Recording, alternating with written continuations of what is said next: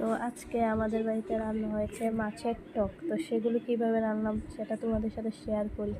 প্রথমে আলুগুলোকে সিদ্ধ করে, টমেটোগুলো সিদ্ধ করে নিয়েছি, তারপর একটু নেড়ে চেড়ে ভেঙে দিয়েছি। তারপর জলের মধ্যে মাছগুলোকে দিয়ে দিয়েছি সিদ্ধ করতে, হলুদ লবণ দিয়ে।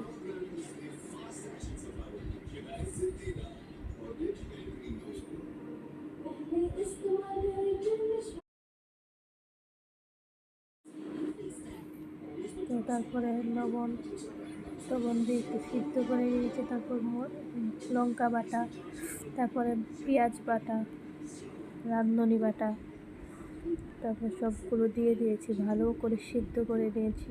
সিদ্ধ করতে তারপর নামানোর আগে সেগুলি দিয়ে আরেকটু সিদ্ধ করে নিয়ে তারপর আমার টক রেডি হয়ে গেছে। খুব টেস্টি, তোমরা একবার বাড়িতে ট্রাই করতে পারো, খুবই ভালো লাগে খেতে।